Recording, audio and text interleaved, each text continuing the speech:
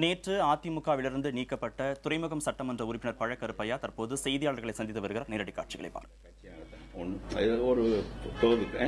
அப்புறம் என்ன இன்றைய நாட்டினுடைய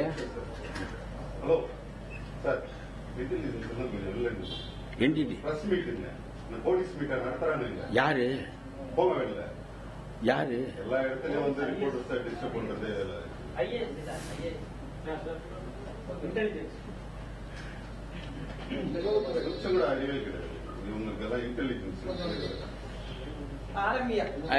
3 பகுதியா சொல்லிடுறேன், அதுக்கப்புறம் நீங்க கேள்வி கேளுங்க. ஐயா, முதல்ல இப்ப அம்மா விளக்குனதை பத்தி சொல்றேன், நான் அதுக்கு என்ன செய்ய போறேன்னு சொல்றேன். அப்புறம் அம்மாவினுடைய தலைமை சிறப்புன்னு நான் பார்த்ததை சொல்றேன். மூணாவது இன்னைக்கு நாட்டினுடைய கேடு என்ன, அந்த பகுதி என்ன, பியூரோக்ரசி, ரூலிங் கிளாஸ் டைப், இது மாதிரி சொல்றேன். அப்புறம் நான் என்னென்னவற்றை இந்த கட்சிக்குள்ள கொண்டு போக நினைச்சேன், எது முடியல அப்படின்னு சொல்றேன். அது ஒரு 2 அப்புறம் இந்த அரசினுடைய கொள்கைகள் சிலவற்றை விவாதிக்க அனுமதிச்சிருந்தா என்னென்ன கொள்கைகளை பத்தி இந்த கட்சிக்குள்ள கொண்டு போகணும்னு நான் நினைச்சேன். ஆனா அதெல்லாம் நடக்கல, அதை சொல்றேன். அப்புறம் என்னுடைய தொகுதிக்குள்ள சில காரியங்கள் ரொம்ப தவறா நடக்கிறதெல்லாம் நான் கொண்டு போக நினைச்சு முடியல. ஏன்னா அது பியூரோக்ரசியினுடைய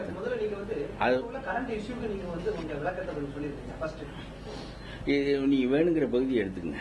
இது ஒரு நல்ல இதை சொல்றேன். ஒரு 10-15 நிமிஷத்துல முடிச்சிடறேன். ஆனா வரிசையா கோவையா சொல்றேன். என்னை நேற்று அம்மா அவர்கள் கட்சியை விட்டு அடிமட்ட உறுப்பினர் நிலையிலிருந்து விலக்கி இருக்கிறார்கள். இந்த செய்தி எனக்கு வியப்பாக இருந்தது. நம்முடைய தொலைக்காட்சி நண்பர்கள் தான் இந்த செய்தியை எனக்கு இரவு 9:45 மணிக்கு தெரிவித்தார்கள். ஆனால் அப்படி விளக்கப்படுகின்ற அளவிற்கு நான் பெருந்தவறுகள் செய்ததாக கருதவில்லை. ஆனால் எனக்கும் அம்மாவுக்கும் இடையே இருக்கிற ஒரு சின்ன இடைவெளி என்பது, ஜனநாயகத்தில் எந்த ஒன்றும் வெளிப்படையாக விவாதிக்கப்பட வேண்டும் என்று கருதுகின்றவன் நான். அப்படி வளர்ந்தவன் நான். என்னுடைய முதல் தலைவர் காமராஜ், 25 வயது, அந்த நிலையில் வளர்ந்தவன் நான். அதனால் ஏற்பட்ட வேறுபாடுகளின் காரணமாக என்னை நீக்கிவிட்டார்களே தவிர நான் செய்த குறை ஒன்றும் இல்லை. இன்றைக்கும் அம்மாவின் மீது எனக்கு மதிப்பில்லை என்றெல்லாம் சொல்ல முடியாது. ஆனால் ஒன்று சொல்லுகிறேன், அம்மா என்னை நீக்கிவிட்டார்கள். என்னிடம் காரணம் கேட்கவில்லை. துக்ளக் விழாவில் நான் பேசிய பேச்சு அம்மாவுக்கு போய் அம்மா விரும்பவில்லை என்று சொல்கிறார்கள். துக்ளக் விழாவில் பொதுவான இன்றைய அரசியலை பற்றி தான் நான் பேசினேன். ஆனால் இன்றைய அரசியலினுடைய கேடு தொடங்கி வெகுகாலமாகிவிட்டது என்று சொன்னாலும் இன்றைய அரசியல் மிக நன்றாக இல்லை என்கின்ற கருத்து எனக்கு திண்ணமாக இருக்கிறது. நான் ஆளுங்கட்சி உறுப்பினராக 5 ஆண்டுகள் உள்ளே இருந்து பார்த்த காரணத்தினால் அரசு எப்படி செயல்படுகிறது என்கின்ற முறைகளை நான் அறிந்திருக்கிறேன். ஆகவே நான் பொதுவாக பேசுகின்ற பேச்சுக்கள் அவர்களுக்கு வருத்தத்தை ஏற்படுத்தி இருக்கக்கூடும் என்று நான் கருதுகிறேன். ஆகவே அவர்கள் என்னை நீக்கிவிட்டார்கள். நீக்கிய பிறகு நான் போய் அம்மாவிடம் சமாதானம் செய்து கொள்வது என்பது இயலக்கூடியதில்லை. என்ன காரணம் என்றால், அவர்கள் கட்சி நடத்துகின்ற பாங்கு வேறு, நான் வளர்ந்த பாங்கு வேறு. எதிர்க்கட்சியாக அம்மா இருந்த காலத்தில் பலமுறை நான் அம்மாவை விருப்பப்பட்டு சந்தித்திருக்கிறேன். அம்மா என்னை பலமுறை தன்னுடைய செயலாளரை விட்டு கூப்பிட்டு அனுப்பி என்னோடு பல செய்திகளை பேசியிருக்கிறார்கள். அப்பொழுது எனக்கு இத்தகைய நெருக்கடிகள் இந்த கட்சியில் உண்டு என்பதை நான் அப்பொழுது அறிந்ததில்லை. என்னை பல கட்டுரைகள் எழுத சொல்வார்கள், பல செய்திகளை பேசச் சொல்வார்கள். இப்படிப்பட்ட ஒரு நல்ல நிலை சென்ற 5 ஆண்டு காலம் எதிர்க்கட்சியாக இருந்தபோது இருந்தது.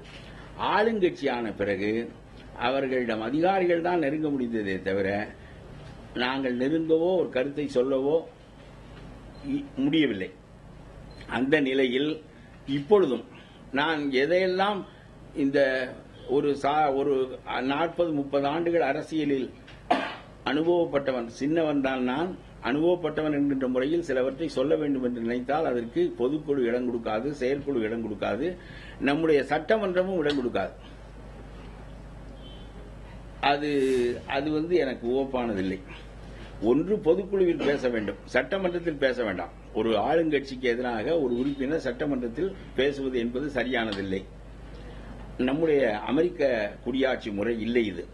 ஆனால் சட்டமன்றத்தில் பேச முடியாது என்கின்ற நிலையில் பொதுக்குழுவில் பேச வேண்டும், பொதுக்குழுவில் பேச முடியாது என்கிற நிலையில் செயற்குழுவில் பேச வேண்டும். இது மூன்றிலும் பேச முடியாது என்கிற நிலையில் அம்மாவை தனியாகவாவது சந்தித்து நம்முடைய கருத்துக்களை முன்வைப்பதற்கு நமக்கு அனுமதி இருக்க வேண்டும். அது எதுவும் இல்லை என்கின்ற நிலையில் ஆடு மாடுகளை மேய்ப்பது போல தொண்டர்களை மேய்ப்பது என்கின்ற முறை எனக்கு பழக்கப்பட்ட முறை இல்லை. ஆகவே அம்மா விலக்கியதை நான் அம்மாவின் மீது மிக மதிப்போடு அந்த விலக்கலை நான் ஏற்றுக்கொள்கிறேன். அவர்கள் என்னை விலக்கியதை நான் மனப்பூர்வமாக ஏற்றுக்கொள்கிறேன். அதற்கு எதிர்வினையாக நான் என்னுடைய எம்எல்ஏ பதவியை ராஜினாமா செய்கிறேன்.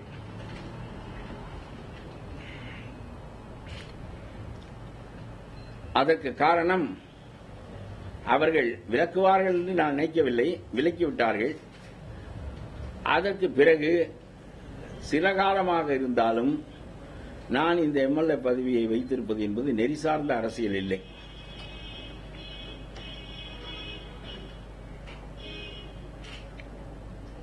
இந்த எம்எல்ஏ பதவிக்கு நான் வருவதற்கு அம்மாதான் காரணம்.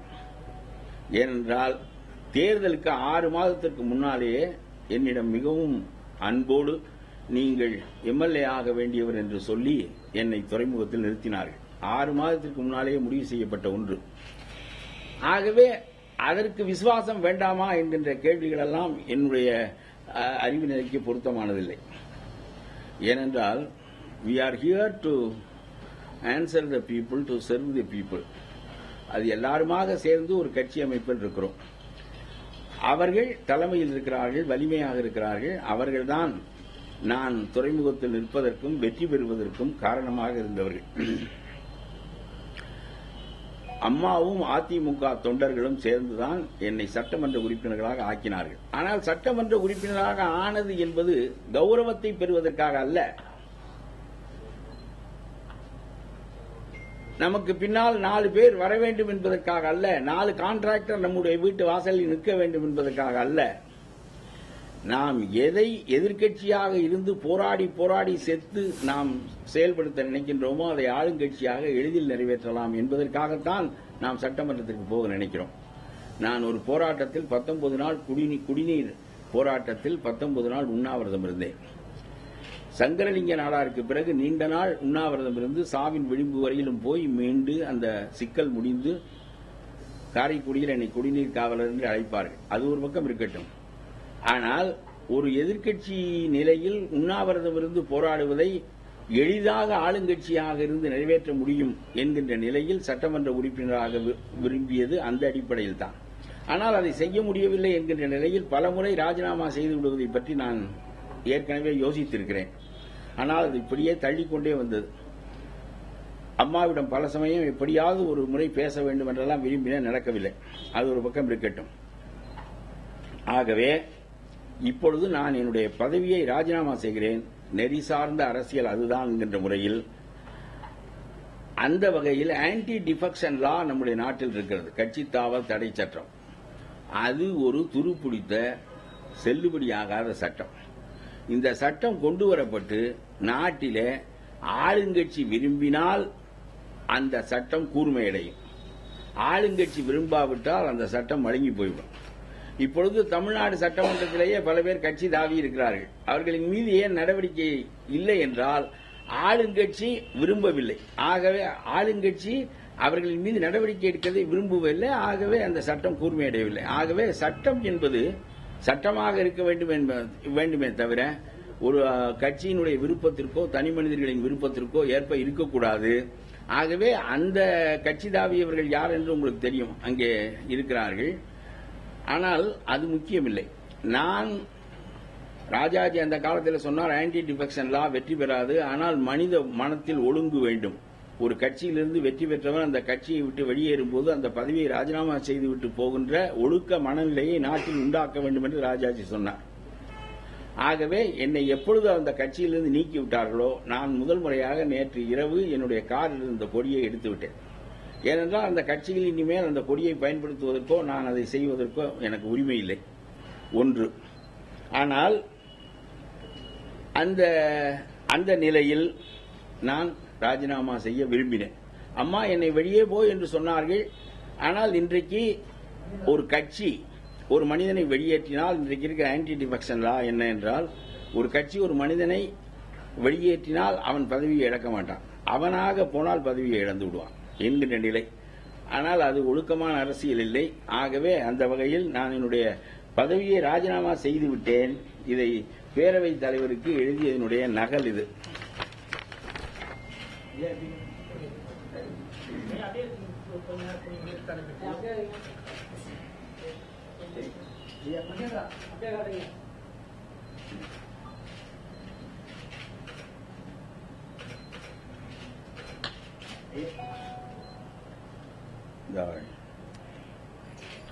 எடுத்துட்டீங்களா?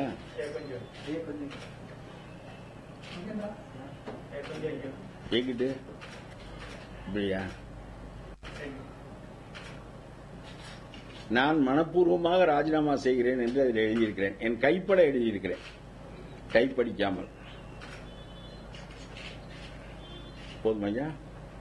ஆனால் இந்த கடிதத்தை கொடுப்பதற்காக சென்றால் பேரவைத் தலைவர் ஊரில் இல்லை, அவர் ஊருக்கு போகிறார், அவரை பார்க்க முடியாது என்று சொல்லிவிட்டார். சரி, அவருடைய PA அல்லது அந்த அசெம்பிளி செயலாளர் இவர்களிடம் கொடுப்போம் என்று நினைத்தால் ஒரு நகலையாவது கொடுத்து விட்டு வருவோம், கொடுப்போம் என்று சொன்னால் ஜமாலுதீன் IAS ரொம்ப உயர்ந்த அதிகாரி, ரொம்ப பண்பட்ட சிறந்த மனிதர் ஜமாலுதீன், அகப்படவே மாட்டேன் என்கிறார்.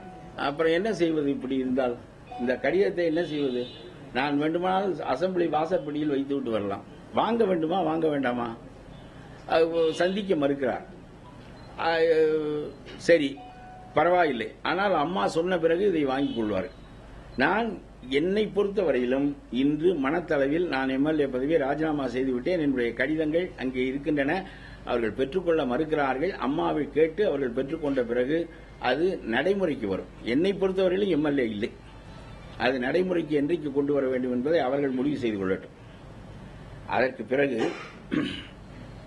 அம்மா ஒரு ஷார்ப் லீடர், ரொம்ப டிசைசிவ் லீடர். நான் காமராஜரிடம் பழகியிருக்கிறேன், 3 பிரதம மந்திரிகளுக்கு மொழிபெயர்த்திருக்கிறேன். நான் அறியாத முதலமைச்சர் என்பது, நெருங்கி பழகாத முதலமைச்சர் என்பது அண்ணாதான். எம்ஜிஆரை தெரியும், அம்மாவை தெரியும், காமராஜரை தெரியும், பக்தவச்சலத்தை தெரியும், எல்லாரோடும் நான் பழகி அறிந்திருக்கிறேன்.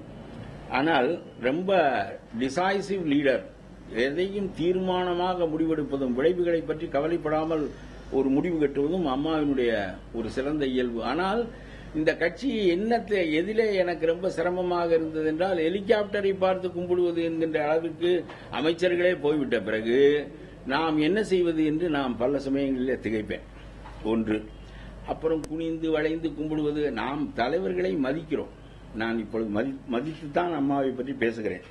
ஆனால் இந்த கட்சி எப்படி கட்டப்பட்டிருக்கிறது என்று நான் ரொம்ப ஆராய்ச்சி செய்தேன். நான் எழுதுகின்றவன், பேசுகின்றவன் என்கின்ற முறையில் எல்லா மனிதர்களும் அவரவர்கள் நோக்கத்திற்கு அரசியலில் நடந்து கொள்ள இந்த கட்சி அனுமதிக்கிறது. பிறகு அவர்களின் ஆசையின் மீது தலைமை ஆட்சி செலுத்தி கட்டுக்குள் வைக்கிறது. இது ஒரு பெரிய வியப்பானது. இது இதற்கு முந்தி எந்த தலைவர்களும் கையாளுகின்ற முறை இல்லை. 60-70 லட்சம் உறுப்பினர்கள் இருக்கின்ற ஒரு கட்சியில் 60-70 லட்சம் உறுப்பினர்களும் அம்மாவை மையம் கொண்டிருப்பதும், அம்மா ஒரு பார்வையில் எல்லாரும் மிரண்டு போவார்கள். ஒவ்வொரு மனிதனும் கும்பிடுவதற்கு அவன் வளைகின்ற வளைவை பார்க்கின்ற போதே அவனுடைய அச்சம் வெளிப்படும். ஆகவே அவனுடைய ஆசைகளின் மீது ஆட்சி செலுத்துவது என்று ஒரு பெரிய இயக்கத்தை அவர்கள் அதை ரொம்ப சரியாக வைத்திருக்கிறார்கள். அது ஒரு பெரிய திறமைதான். இதற்கு முன்பு அதுபோல ஒரு முறை கையாளப்படவில்லை என்றுதான் நான் நினைக்கின்றேன். ஆகவே ஒரு பெரிய கொள்கைகள் என்பது கட்சிக்கு இல்லாமல் போகின்ற காலத்தில் தலைவர்கள் தங்களுடைய திறமையினால் அந்த கட்சியை கட்டுப்படுத்துகிறார்கள். இன்றைக்கு இருக்கிற பெரிய தீமை என்பது bureaucracy and ruling class tie up. பெரிய கேடு.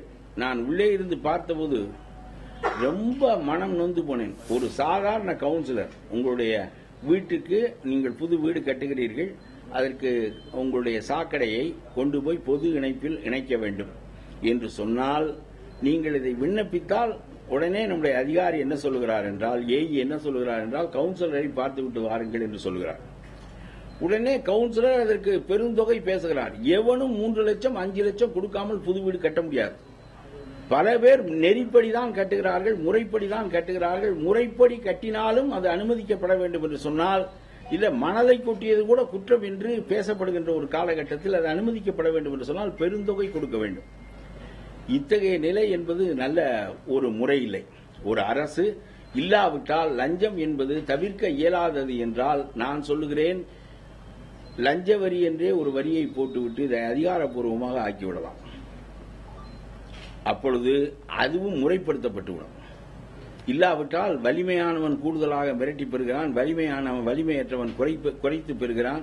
இதுதான் முறை என்றால் நமக்கு ஒரு ஆட்சி வேண்டும், நமக்கு ஜனநாயகம் வேண்டும்.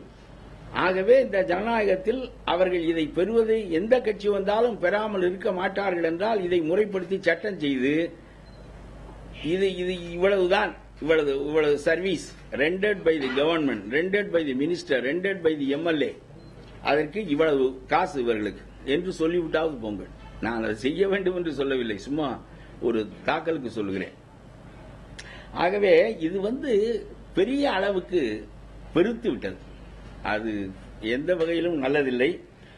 அது கீழே கவுன்சிலர்கள், ஏஇ இவர்களுடைய டையப் போல மேலே ஐஏஎஸ் அதிகாரிகளும் மந்திரிகளும் டையப். இல்லாவிட்டால் ஒரு மந்திரியாலும் லஞ்சம் வாங்க முடியாது. நான் சொல்லுகிறேன், எப்படி கையெழுத்து போடுகின்ற அதிகாரம் எந்த மந்திரிக்கு இருக்கிறது?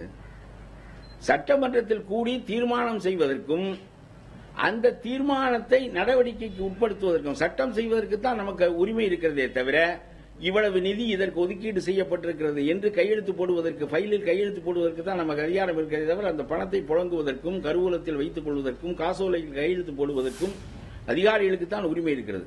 அதிகாரிகள் இசைந்து கொடுத்து இவர்களோடு கைகோர்த்து கொண்டால் தான் இந்த நாட்டை சூறையாட முடியும். அப்படி ஒன்று நடக்கும் என்று வல்லபாய் பட்டேல் அஞ்சினார். அவர் சொன்னார், ஐஏஎஸ் அதிகாரிகள் அவர்கள் இடம் மாற்றப்படுகிறார்கள் என்பது ஒன்றுதான் இன்றைக்கு இருக்கிற குறை. அவர்களை வேலையை விட்டு நீக்க முடியாது. அவர்களுக்கு அரசியல் சாசன பாதுகாப்பை வல்லபாய் பட்டேல் கொடுத்தார். ஏன் கொடுத்தார் என்றால், இந்த அரசியல்வாதியை இழுத்து பிடிப்பதற்காக கொடுத்தார். அரசியல்வாதி நோக்கத்திற்கு ஆடுவான். நம்முடைய சுதந்திர போராட்ட தலைமுறை செத்து போன பிறகு புதிய தலைமுறை வரும், அது ஆடும். அப்படி ஆடுகிற போது இந்த ஐஏஎஸ் அதிகாரிகளை பந்தாடி விடுவார்கள் என்று வல்லபாய் பட்டேல் நினைத்தார். அதனால் ஐஏஎஸ் அதிகாரிகளை இடம் மாற்றம் செய்யலாமே தவிர, துறை மாற்றம் செய்யலாமே தவிர வேலையை விட்டு நீக்க முடியாது என்று அவர்களுக்கு அரசியல் சாசன பாதுகாப்பு கொடுத்தார். எதற்காக என்றால், நீ சட்டப்படி செய்தால்தான் நான் செயல்படுவேன் என்று அதிகார வர்க்கம் சொல்வதற்காக. ஆனால் சட்டப்படி இவர்கள் செய்வதில்லை. எப்படி முடியும்?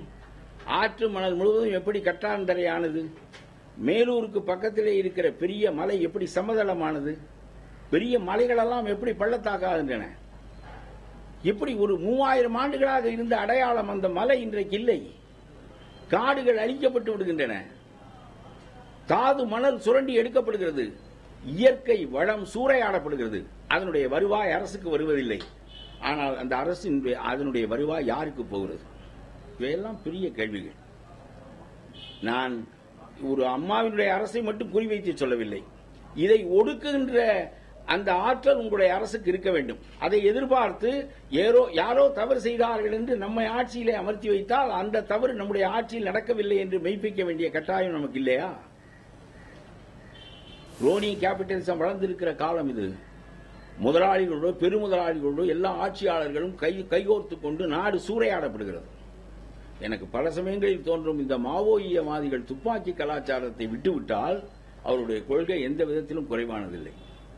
துப்பாக்கி கலாச்சாரத்தை மட்டும் விட்டுவிட்டார்.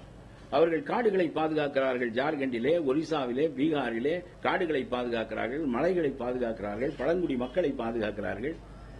துப்பாக்கி ஏந்துகிறார்கள் என்பதுதான் நமக்கு பழக்கப்படாத ஒன்று, நாம் ஒப்புக்கொள்ள முடியாத ஒன்று.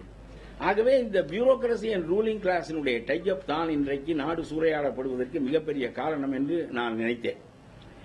இன்னொன்று, சரி, இது இந்த தீமையிலிருந்து முழுமையாக வெளிப்பட இது பெரிய அளவில் புதிய இளைஞர்களிடம் இந்த கருத்துக்கள் எல்லாம் கொண்டு செல்லப்பட வேண்டும். புதிய சிந்தனையையும் ஊற்றத்தையும் நாட்டிலே உண்டாக்க வேண்டும். அது ஒரு பக்கம். நான் சின்ன மனிதன், எனக்கு தோன்றியதை சொல்லுகிறேனே தவிர நான் அவ்வளவு சிறந்தவனும் இல்லை, இதை செய்யக்கூடிய ஆற்றல் உடையவனும் இல்லை என்றுதான் நான் கருதுகிறேன். எனக்கு என்னுடைய வரம்புகள் தெரியும். ஐ நோ மை லிமிடேஷன்ஸ், அது வேறு. ஆனால் 2 காரியம் நான் ஆட்சியில் இருந்தபோது பல காரியங்கள் உண்டு. ஒரு முறை நான் சட்டமன்றத்தில் பேசினேன் இந்த பியூரோகிரசியை பற்றி. திமுக நில அபகரிப்பில் கைது செய்யப்பட்ட போது அவர்கள் தனதில் இந்த தப்பை செய்ய முடியாது, அதிகார வர்க்கமும் துணை இருந்துதான் அதை செய்ய முடியும், அதிகாரிகள் தண்டிக்கப்படவில்லை, அவர்கள் மீது வழக்கு பதிவு செய்யப்படவில்லை என்று நான் பேசிய போது எனக்கு அம்மாவுக்கு அது பிடிக்காது என்று எனக்கு தெரியாது. பிறகு அம்மா முதலமைச்சர் என்கின்ற முறையில் ஒரு அரை மணி நேரம் அதுக்கு பதில் சொன்னார்கள். எனக்கு ரொம்ப என்னையா எதிர்கட்சிக்காரனுக்கு தான் முதலமைச்சர் பதில் சொல்வார்கள், நீ பேசி சங்கடத்தை உண்டாக்கி அவர்களை பதில் சொல்ல வைத்து விட்டாயே என்று எனக்கு பக்கத்தில் இருந்தவர் சொன்னார். அது ஒரு பக்கம் அப்படி கேட்டேன். இதெல்லாம் எனக்கு தெரியாது, இதெல்லாம் நாம் வெளிப்படையாக பேசப்பட வேண்டிய விஷயங்கள் தான் என்றுதான் நான் பழக்கப்பட்டிருக்கிறேனே தவிர என்னுடைய மனப்பழக்கமும் என்னுடைய குறைபாடுகளும் அம்மா என்னை வைத்துக் கொள்ள முடியவில்லை. அம்மாவினுடைய அரசியல் பழக்கம் எனக்கு பொருந்தவில்லை. ஆகவே அவர்கள் என்னை நீக்கியது மிகவும் நியாயம், நான் ராஜினாமா செய்தது மிகவும் நியாயம். அப்புறம் நான் ஒரு ஆட்சியில் எம்எல்ஏ என்கின்ற முறையில் சித்திரை மாதம்தான் ஆண்டின் தொடக்க நிலை என்று அவர்கள் அறிவித்தார்கள். அதற்கு முன்னால் கருணாநிதி திருவள்ளுவர் ஆண்டு தை மாதம் தான் தொடங்குகிறது என்று அறிவித்திருந்தார். அது மறைமலடிகளின் கூற்றுப்படி என்று அவர் சொல்லியிருந்தார். அம்மா சொன்னார்கள், சித்திரை பழக்கப்பட்ட மாதத்தை தை மாதமாக மாற்றினால் மக்கள் ஏற்றுக்கொள்ளவில்லை, அரசு மட்டும் 10 பேர் சொல்லிக் கொண்டிருக்கிறார்கள், இதுவரை சித்திரையைத்தான் மக்கள் கொண்டாடுகிறார்கள் என்று சொல்லி அவர்கள் இலக்கியங்களில் இருந்தெல்லாம் பல மேற்கோள்களை காட்டி சித்திரை தான் ஆண்டின் தொடக்கமாக இருக்க முடியும் என்று சொல்லி அவர்கள் சட்டமன்றத்தில் அறிவித்து சித்திரையை தமிழாண்டின் தொடக்கம் என்று சொன்னார்கள். ரொம்ப விரைந்து கைதட்டி, நான் மேசையை தட்டுகின்ற பழக்கம் ரொம்ப குறைவு, ஆனாலும் ரொம்ப வலிந்து ரொம்ப விரும்பி நான் மேசையை தட்டி வரவேற்பது ஈழத்தமிழர்கள் பற்றி நம்முடைய அரசு நிறைவேற்றுகிற தீர்மானங்கள், இந்த சித்திரை ஆண்டு பற்றிய தீர்மானங்கள், இது போன்றவற்றில் தான். அப்பொழுது அதை வரவேற்றோம். பிறகு சித்திரை ஆண்டு பிறப்பாக அறிவித்ததை ஒட்டி ஒரு விழா ஏற்பாடு செய்யப்பட்டது அம்மாவினுடைய அரசால். அந்த விழாவிற்கு என்னை தலைமை தாங்க சொன்னார்கள். அடுத்தது புலமை பித்தன் இன்னொரு விழாவிற்கு தலைமை தாங்கினார். ஆனால் 2 நிகழ்ச்சி நடைபெறும் போது அம்மா அவைக்கு வரவில்லை, பின்னால் வந்தார்கள். அப்பொழுது நான் பேசுகின்ற போது ஒன்று சொன்னேன், பாருங்கள், இது அம்மாவினுடைய பார்வைக்கு போக வேண்டும் என்பதற்காக உங்களிடம் சொல்கிறேன். எனக்கு ரொம்ப வருத்தம் என்ன என்றால், ஒரு எளிய தொண்டனாக அவர்களை பின்பற்றியவனாக இருந்த நான் நேரடியாக எதையும் சொல்ல முடியாமல் உங்களையெல்லாம் கூட்டி வைத்து உங்கள் வழியாக சொல்ல வேண்டியது இருக்கிறதே என்பது எனக்கு வருத்தம் தான். என்ன என்றால், அந்த ஆண்டு பிறப்பை பற்றி சொன்னேன். சித்திரை ஆண்டு பிறப்பு என்று சொல்கிறவர்களும் உண்டு, தை ஆண்டு பிறப்பு என்று சொல்கிறவர்களும் உண்டு. இதை பற்றி நாம் பெரிதாக எடுத்துக்கொள்ள வேண்டாம். நமக்கு திருவள்ளுவர் ஆண்டுதான் முக்கியம். திருவள்ளுவர் ஆண்டுதான் முக்கியம். தமிழனுக்கு ஒரு ஆண்டு முறை வேண்டும் என்பதற்காக திருவள்ளுவர் ஆண்டு கடைபிடிக்கப்பட்டது. இந்த திருவள்ளுவர் ஆண்டை கருணாநிதி தையில் வைத்திருக்கிற காரணத்தினால் நீங்கள் என்ன செய்யுங்கள், இந்த திருவள்ளுவர் ஆண்டை சித்திரையோடு பிணையுங்கள். ஏனென்றால் கருணாநிதியும் அவராக வைத்ததுதான். மறைமலடிகள் சொன்னார்கள் என்று சொன்னாலும் கூட நான் சொல்கிறேன், திருவள்ளுவருடைய உருவப்படத்தை நாம உருவாக்கி கொண்டது போல, இயேசுவினுடைய படம் உருவாக்கப்பட்டது போல திருவள்ளுவர் ஆண்டு நான் உருவாக்கப்பட்ட ஆண்டுதான். தமிழனுக்கு ஒரு ஆண்டு முறை வேண்டும் என்பதற்காக உருவாக்கினார்கள். அப்படியானால் அந்த ஆண்டு முறை மக்கள் பழக்கம் சித்திரையாக இருக்கிறது. அது தையோடு சேர்க்கப்பட்டால் திருவள்ளுவர் ஆண்டு பழக்கத்திற்கு வர மறுக்கிறது. ஆகவே நாம் சித்திரையோடு இணைத்து விட வேண்டும் என்று அந்த கூட்டத்தில் தலைமை உரையில் நான் பேசினேன். திருவள்ளுவர் ஆண்டு சித்திரையில் பிறப்பதாக நீங்கள் அரசில் அறிவியுங்கள். எப்படி பெரியாருடைய எழுத்து சீர்திருத்தங்களை எம்ஜிஆர் அறிவித்து பழக்கத்திற்கு கொண்டு வந்தாரோ அதுபோல திருவள்ளுவர் ஆண்டை பழக்கத்திற்கு கொண்டு வருவதற்கு இது பயன்படும் என்று சொன்னேன். அது ஆடியாக இருந்தால் என்ன, ஆவணியாக இருந்தால் என்ன, சித்திரையாக இருந்தால் என்ன, தையாக இருந்தால் என்ன, திருவள்ளுவர் ஆண்டுதான் முக்கியம். ஆகவே திருவள்ளுவர் ஆண்டு தையில் பிறக்கிறது என்று இந்த சட்டமன்றம் தீர்மானம் நிறைவேற்ற வேண்டும். திருவள்ளுவர் ஆண்டு புழக்கத்திற்கு வர வேண்டும். தமிழனுடைய ஆண்டு முறை நிறைவேற வேண்டும்.